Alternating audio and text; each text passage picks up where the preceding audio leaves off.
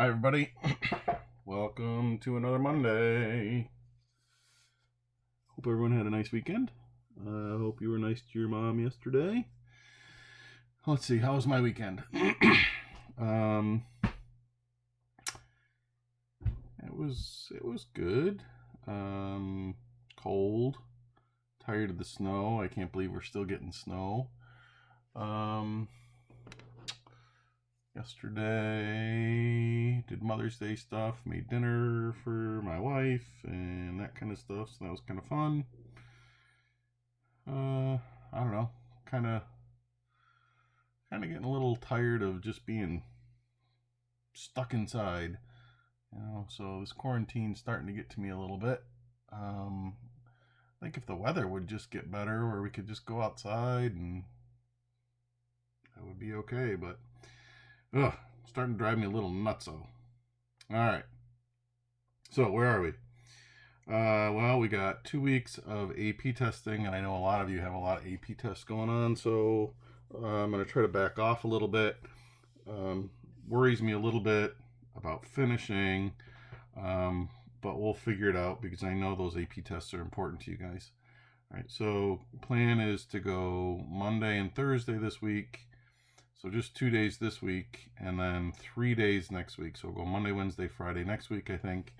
And then anything I assign, I will take up until right after Memorial Day. I think, I can't remember the date I gave you. All right, so we are going to do a lab in there. Actually, you're going to do a lab. It's a virtual lab. So that'll be included. All right, I really need to get through, we need to be through electrochemistry no later than next week. All right, so we need to be done with that, which I think we'll be able to do in 5 classes, no problem. So that's kind of the plan. Today we're going to deal with calculating cell voltage. It's not too bad. There's a little bit of math involved. Yeah, so I guess that's it. Okay, so here we go. I think I'm feeling blue, so why don't we start with some blue. Right, so this is potential of a voltaic cell or a galvanic cell.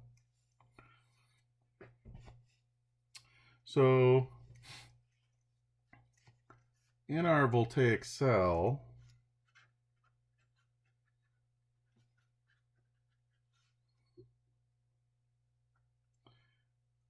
it converts free energy or chemical energy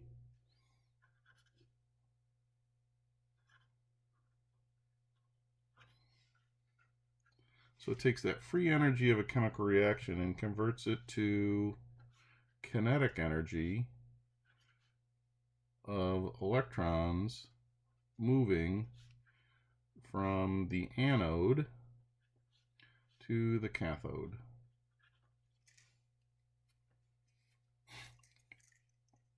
Okay, so as soon as we have these moving electrons, okay, this is electrical energy that can do work.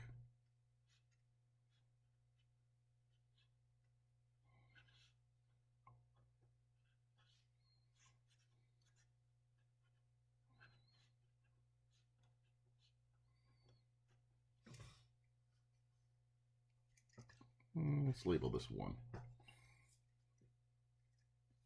Now,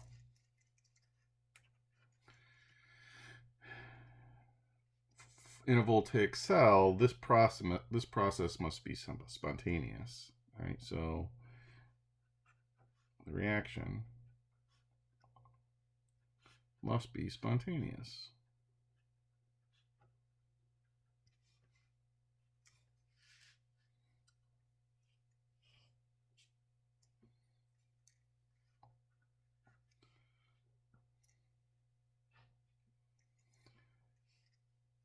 The electrical energy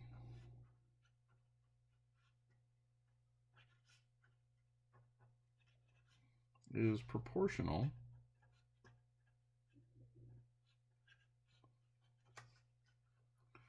to the difference in electrical potentials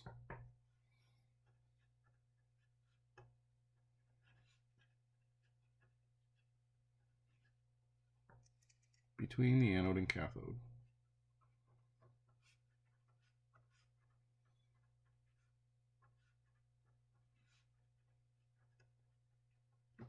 Okay, and we're going to spend time talking about this. Let's change color. The difference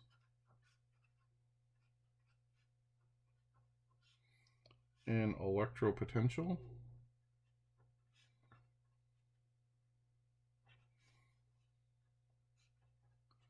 is called the cell potential,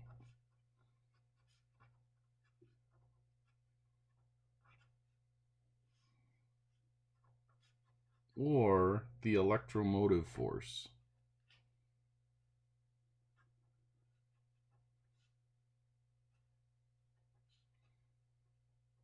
which we denote EMF.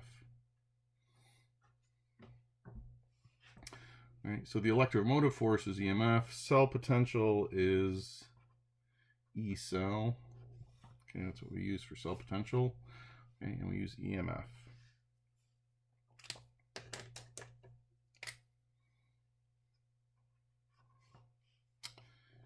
The SI units we're going to use for electropotential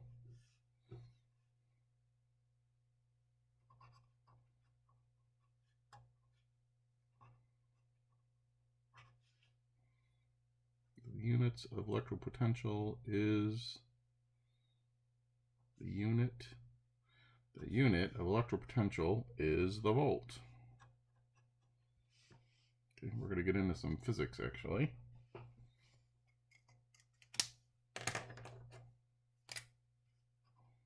Six. All right, so remember the anode is my negative and my cathode is the positive electrode.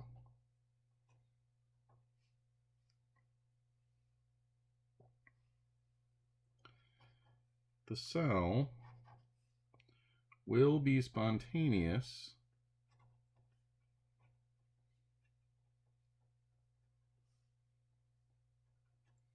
when the difference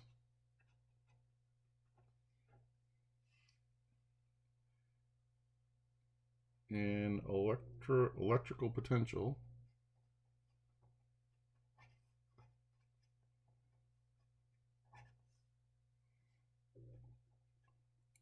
between the anode and cathode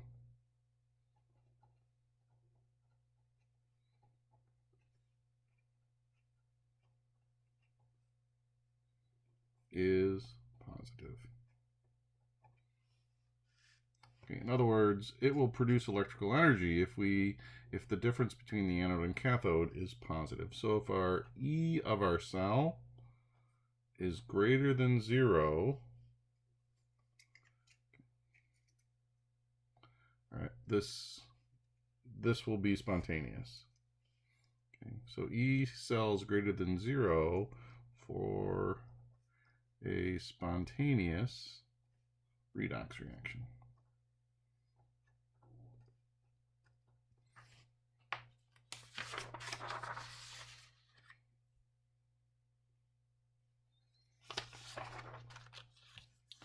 Just kind of going through some background here, and then we're going to get into the nuts and bolts of it.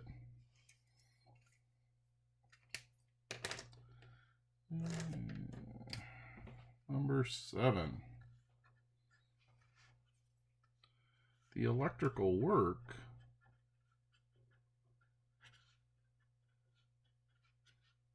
is W, is directly proportional to the E of the cell, or the cell potential.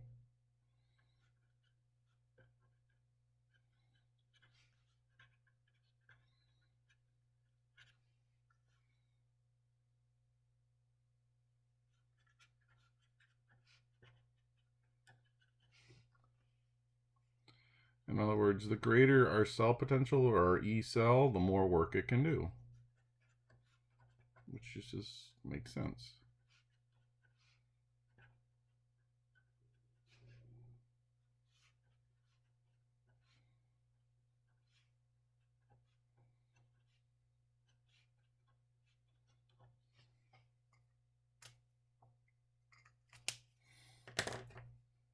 So, for example, an alkaline battery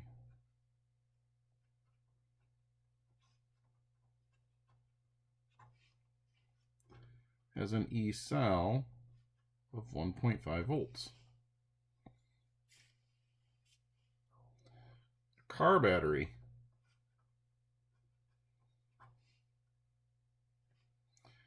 well, for a car battery, the E cell is equal to 2.0 volts. But in a car battery, there are 6 cells. Okay, we got 6 cells. Okay, so it will actually produce 12.0 volts. Okay, so this specific cell in a car battery will do more work than just a plain old alkaline battery. All right, so the bigger the E cell, the more work it can do. And you know that a car battery is much stronger than just a plain old alkaline battery.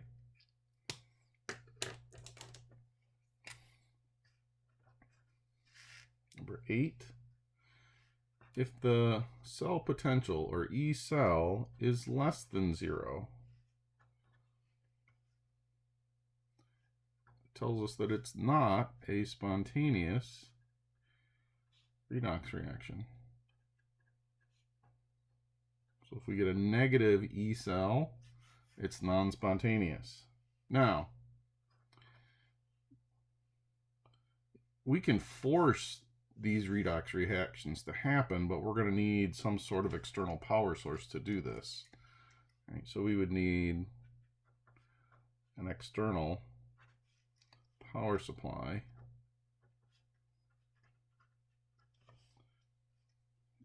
can force these redox reactions to occur. And we will talk about these later on in the unit. Well, what if we calculate our cell potential and it's 0?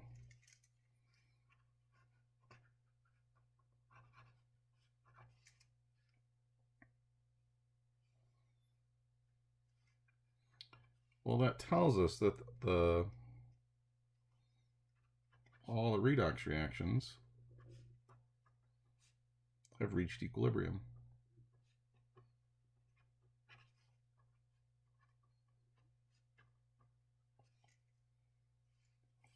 All right, so if we have E cell equals 0, no work can be done.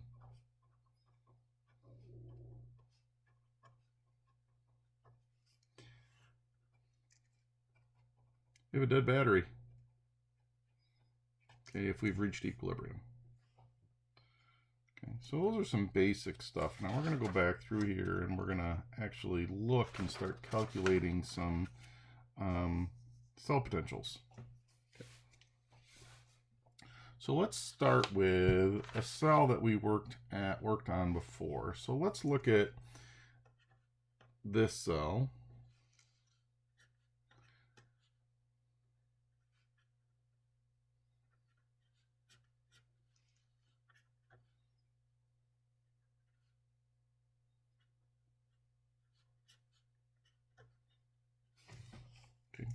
Zinc solid is zinc plus 2 and copper plus 2 to Cu solid. All right, so in this case we have Zn 0 going to Zn plus 2 electrons, and we had Cu plus 2 gaining 2 electrons and becoming Cu 0 solid.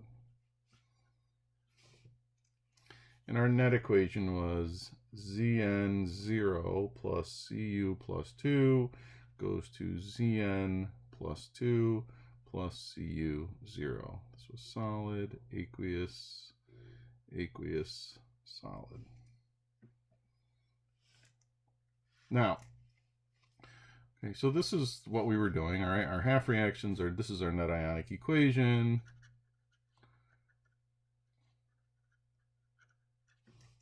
Okay. I want to know how much energy, or the maximum amount of energy, can this cell produce. All right, so now, generally, when we're talking about measuring cell potentials, we're at standard state. Okay, so if we make this cell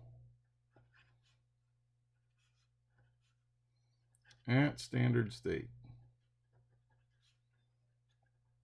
okay, remember what that means. 298K, 1.00 ATMs, and all our solutions are 1.00 molar. Right, so if we make this cell at standard state, the voltage produced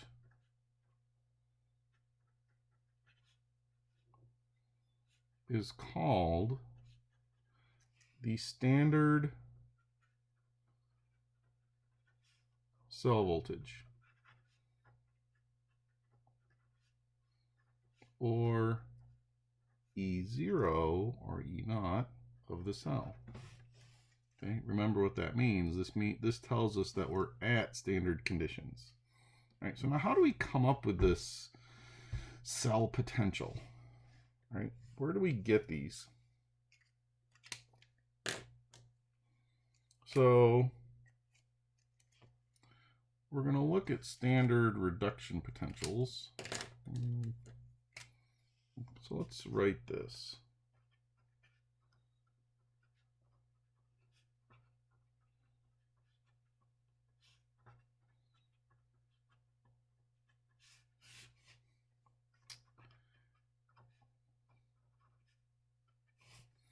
So our standard cell voltage is equal to the standard voltage of the cathode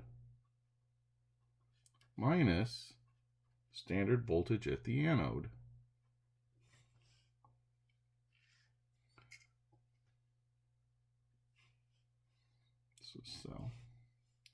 So let's write a couple things. E0 of our cathode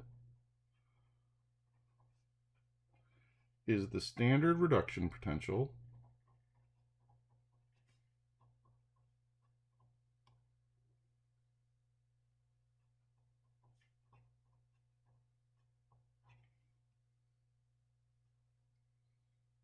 at the cathode.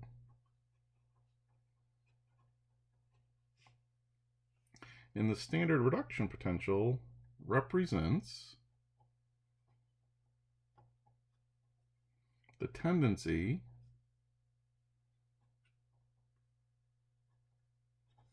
to remove electrons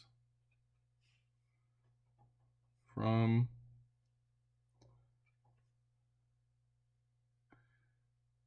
the cathode surface.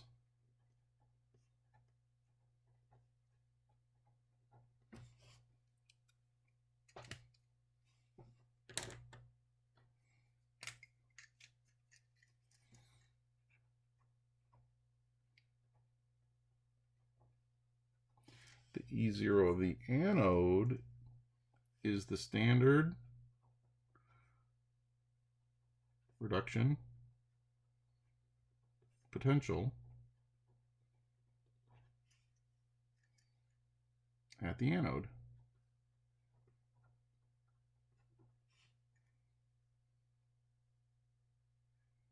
And again, this is the tendency to remove electrons from the anode.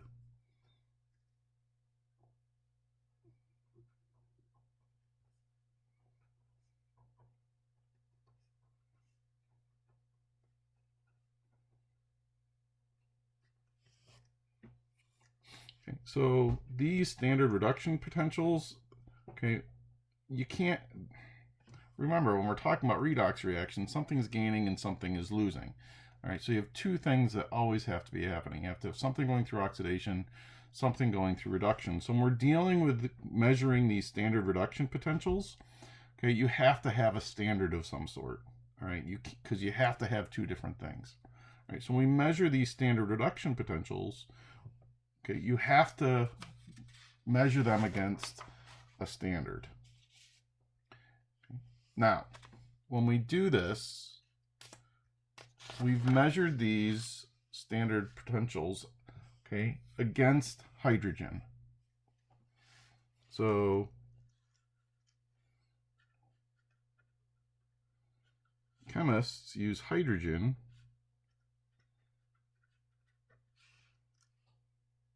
at standard state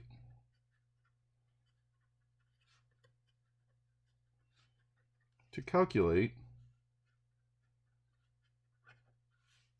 reduction potentials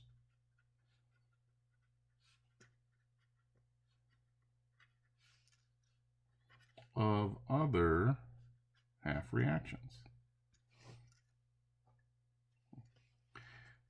And we created standard reduction tables.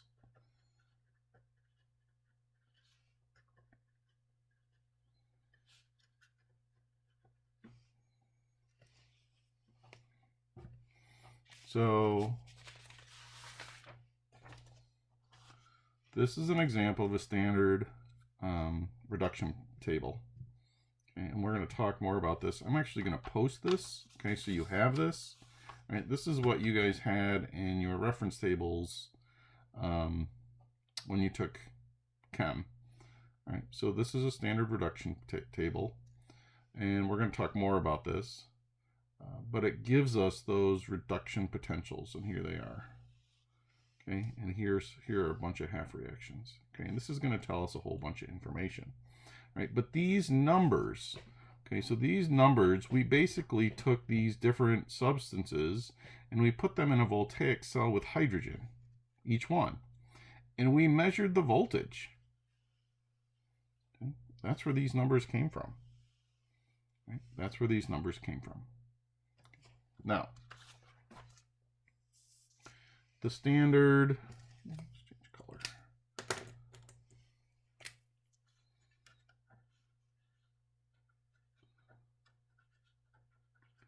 Reduction potential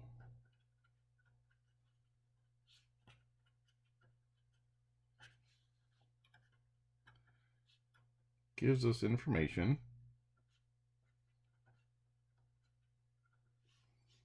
about the relative strength of oxidizing and reducing agents.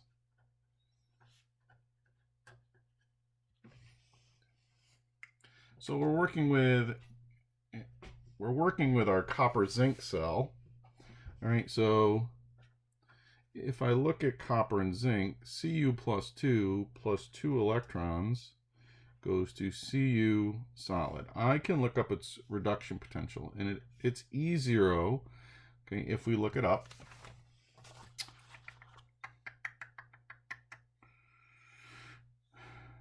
Is a positive 0.34.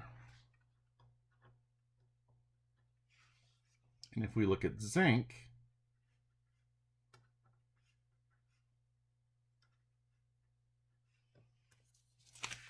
its E0, or its reduction potential, is negative 0.76.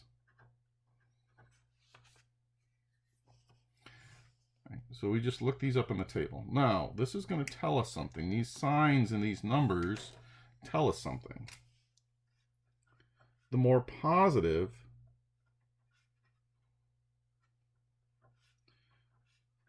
the E0 of our half cell, okay, so this is a half cell, this is a half cell. Okay, the more positive the E0 of the half cell value, the greater the tendency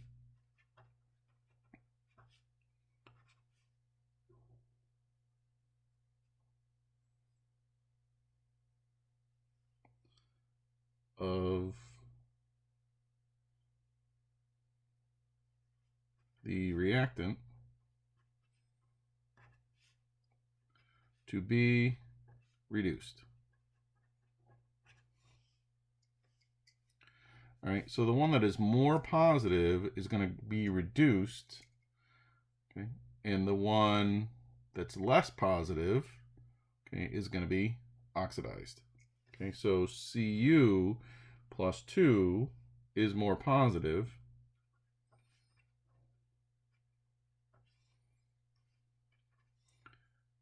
It's going to be reduced and gain electrons,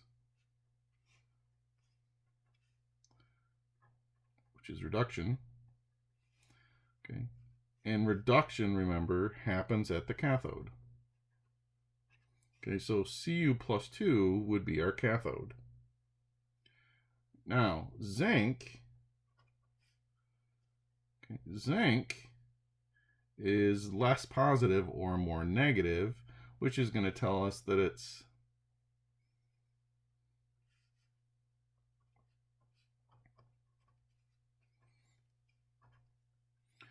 not going to gain electrons, it's going to lose electrons. It's going to go through oxidation, okay, and it's the cathode. All right, now that we know this, the more positive it is, the more it goes through reduction, we can apply some different things, okay, to our standard electrode potentials. All right, so the more, as we go up this list, they become more and more and more positive, right? Which means they want to go through reduction. This one wants to go through reduction the most. All right, so our F2 wants to go through reduction the most, which means it's a very strong oxidizing agent. Okay, now, if we look at the other side of the equation, right? If you look at the other side of the equation, this makes this F minus a very weak reducing agent. Okay, so we can look at this two different ways. Right, so as we go up, this is the strength of our oxidizing agent increases. All right, so CO2 plus is stronger oxidizing agent than Fe2 plus. All right, so on the bottom we have weak oxidizing agents going to strong oxidizing agents. All right, but if we look at the other side, we go from weak reducing agents to strong reducing agents. Okay, so lithium is a very strong reducing agent. Okay? It's a very strong, it wants to go through oxidation. Right, so we can look at this table in two ways. It's set as a reduction potential. All right, that's what this is giving us. All right, but we can get relative strengths of both oxidizing and reducing agents. So if we look at the left side, the higher we go, the stronger the oxidizing agent. If we look at the right side, the lower we go, the stronger the reducing agent. So lithium is the strongest reducing agent. This F minus would be the weakest reducing agent. Okay, so this gives us two different things. All right. So we should probably write that. So on table Y, which is what that is, the one on top will go through reduction.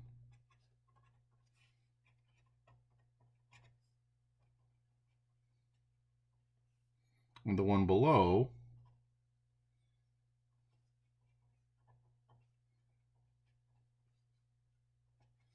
will go through oxidation.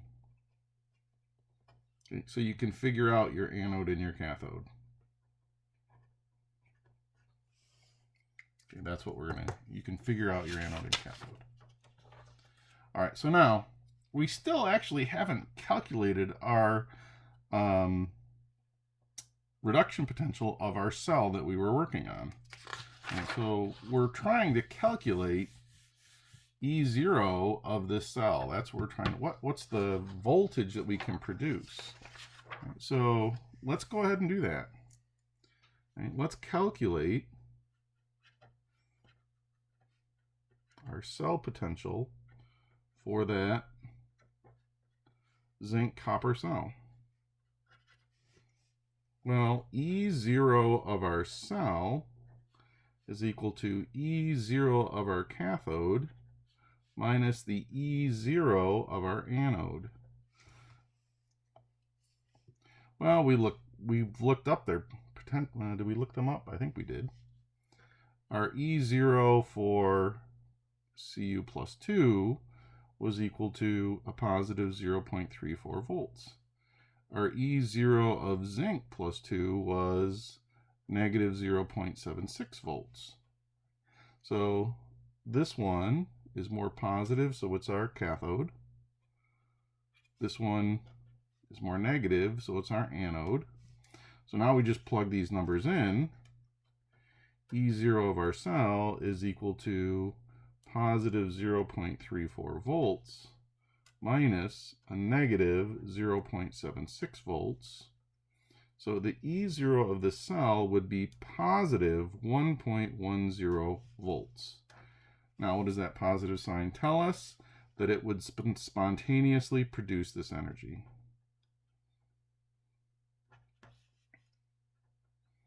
Okay, so this would spontaneously occur. Wow, that was a whole lot for just this voltage. All right, let's calculate another one. Let's calculate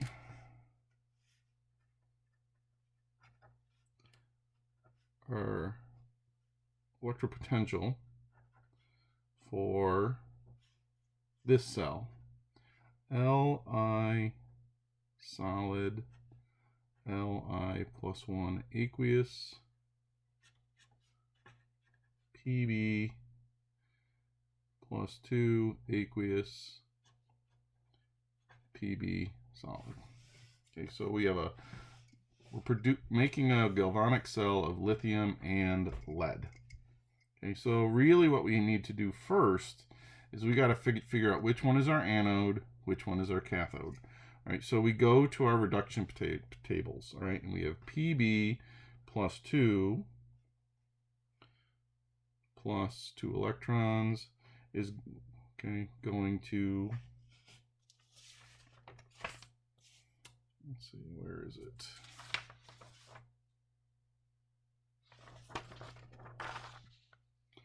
Pb plus 2 electrons going to Pb solid is negative 0.13.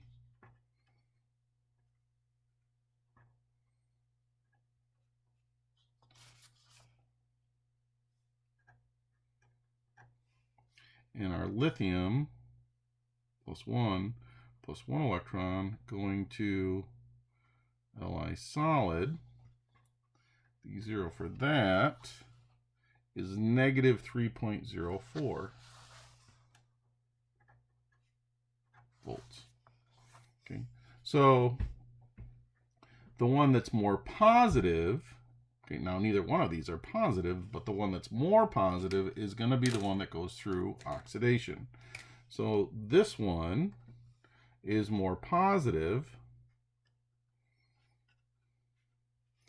It's going to go through oxidation, which means it's going to go through reduction, sorry. Okay, it's more positive, so it's going to go through reduction, all right, which means it's our cathode. This one's more negative, which means it's going to go through reduction. No, I'm getting this all messed up. This is going to go through oxidation. If it goes through oxidation, it's going to be our anode. So now all we have to do is substitute into E0 of our cell equals E0 of our cathode minus E0 of our anode. So we get negative 0.13 volts minus negative 3.04 volts, and we get a positive 2.91 volts. That would be equal to E0 of this cell. It's actually pretty easy to calculate. Okay, now, so you have table Y. All right, there are actually a whole bunch of reduction potentials. I think it's appendix 3 in the back of the textbook. Okay, I think it's appendix 3. All right, but there is a whole list of them in the textbook also.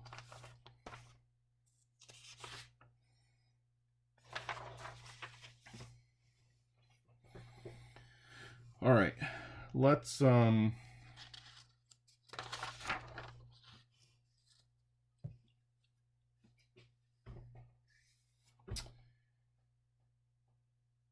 I know what I was going to say before we go any further. All right, so look here. This one was dealing with 2 electrons. This is dealing with 1 electron. All right, so remember, these values are a standard value calculated with hydrogen. These are both calculated with hydrogen. All right, so these are compared to a standard. So when we compare them each other, okay, we don't have to worry about how many electrons are here and how many electrons are here. We don't have to look at that stoichiometry right now, okay?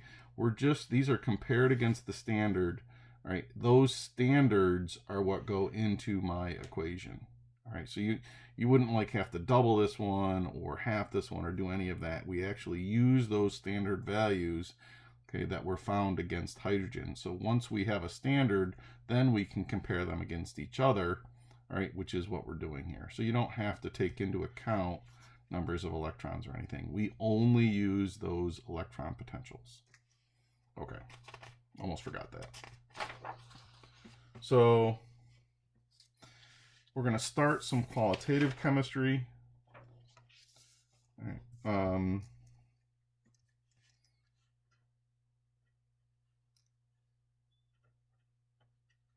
Quantitative electrochemistry. Okay, we can do some calculations with. Okay, so our balanced half reactions give us numbers of electrons lost and gained.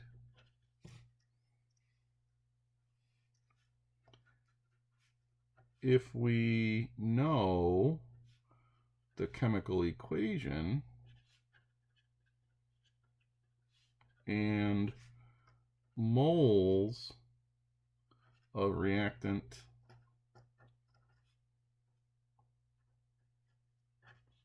and product,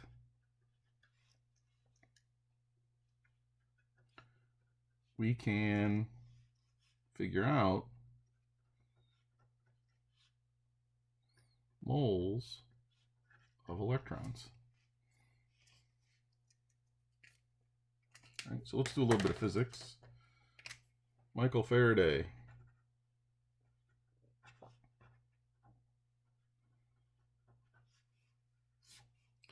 came up with a relationship between the mole and electric current.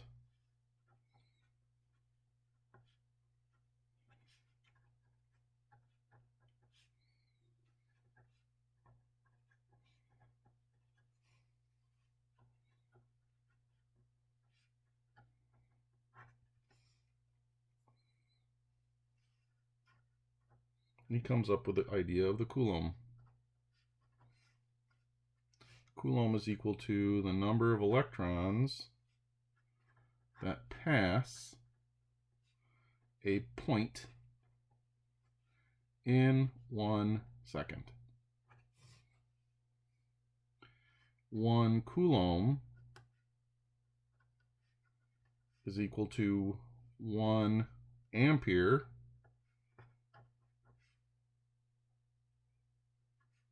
every second. Okay, well, what does that do for us? Well, it turns out that 96,485 coulombs equals 1 mole of electrons. And this turns out to be Faraday's constant.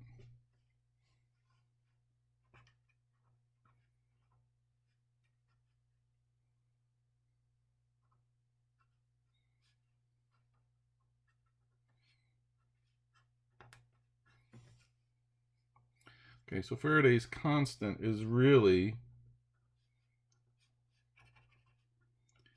a conversion between moles of electrons and coulombs.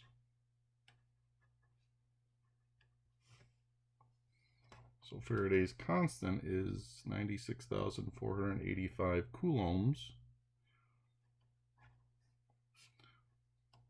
per mole of electrons. Okay, and we're going to need this number. So now in physics, when we're talking about current,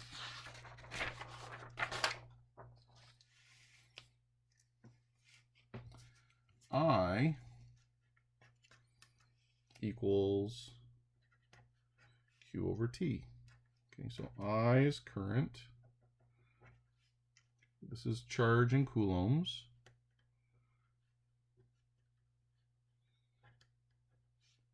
And this is time in seconds.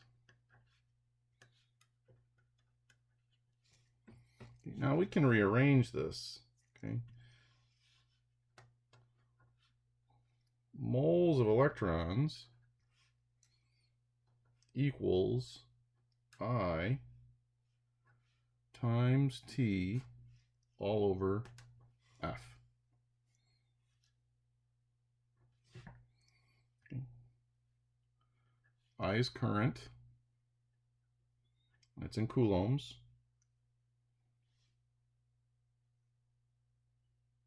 Okay, time is T is time in second, and this is Faraday's constant, which is coulombs per mole.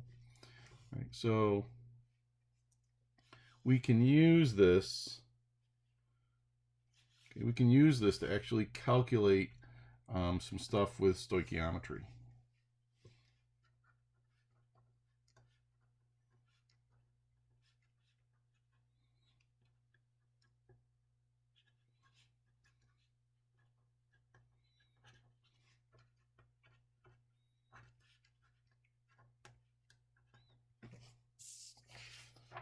And I want to give you an example.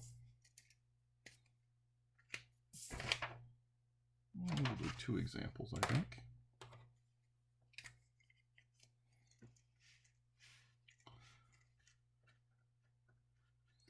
Calculate the moles of I minus produced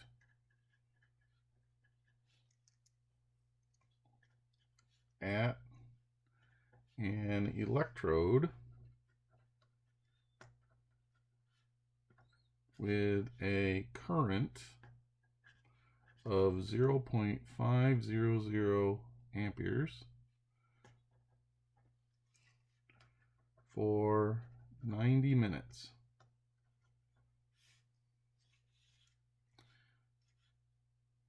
The half reaction is I2 plus 2 electrons goes to 2 I minus. All right. So the first thing you can't be in minutes, we have to be in seconds. So the first thing we have to do is convert to seconds. And so we know we have 90 minutes. Okay, there are 60 seconds in 1 minute. All right, so when we do this, we end up with 5,400 seconds. All right, so now I can actually convert this, or I can actually calculate the number of moles electrons that are produced in 90 minutes. Okay, so the number of moles of electrons is going to equal IT over F. Well, I is our amperes number.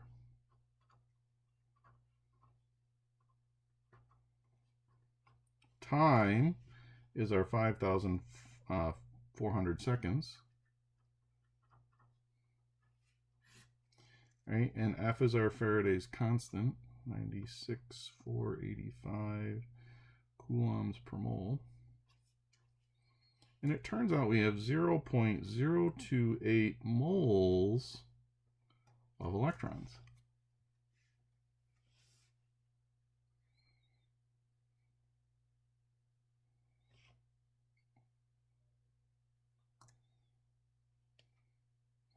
So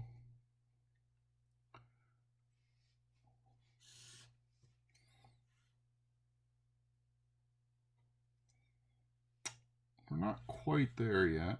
Well, we kind of are, but okay, we have to use a little bit of stoichiometry, all right? So for every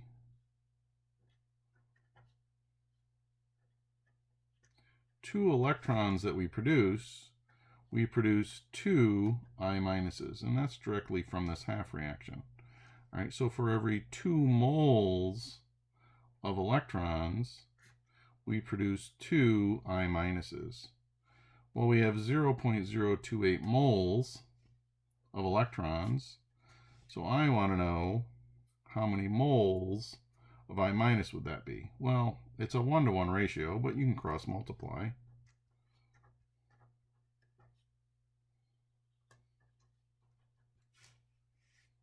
Okay. So this is easy because it's a 1-to-1 ratio.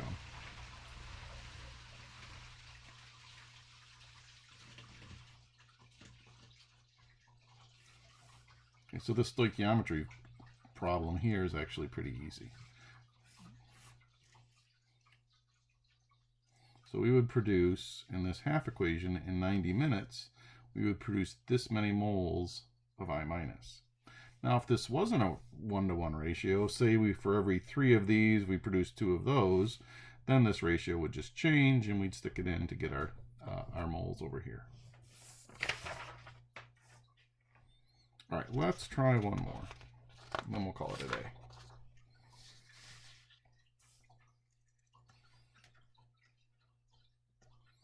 A current of 2.34 amps is delivered for 85 minutes.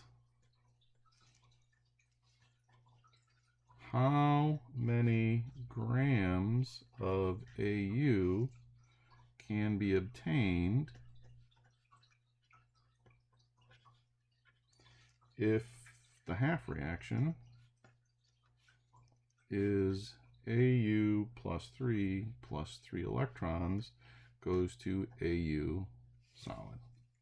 All right, now, this is what I was talking about before about our ratio. So our stoichiometric ratio is a 3-to-1 ratio. So for every 3 electrons, we only produce 1 AU solid. So we're going to have to take that into account to come up with our answer.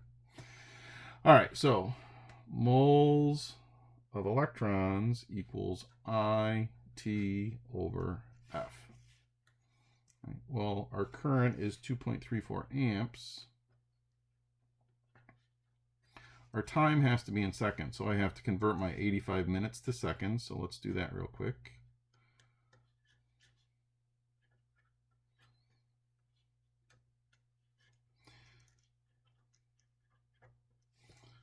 (5,100 seconds) over Faraday's constant, 96,485 coulombs per mole. So it turns out that we have 0.124 moles of electrons. Right, so I want to know, in that 85 minutes, we produce this number of moles of electrons, how much AU is actually produced. Well, we know that for every 3 moles of electrons, we get 1 mole of AU solid. Okay, so for every 3 moles of electrons, we get 1 mole of AU solid. Well, we know we had 0.124 moles of electrons. So how much solid would we get? Well, we cross multiply and we end up with 4.12 times 10 to the minus second moles of AU. Well, all right, now that I know moles, I can convert. Number of moles equals given mass over gram formula mass. right? I have 4.12 times 10 to the minus second moles equals X over 197 grams per mole, which is my GFM. So it turns out I could produce in this half reaction 8.12 grams of silver in that 85 minutes. Okay, so we can just play some games, okay, with these half cells. All right, that's where we're going to stop for today. We'll pick this up again on Thursday, and we got to start dealing with some delta G and some equilibrium stuff in cell voltage, which we'll probably do next class. All right, good luck on your AP exams, and we'll talk to you soon.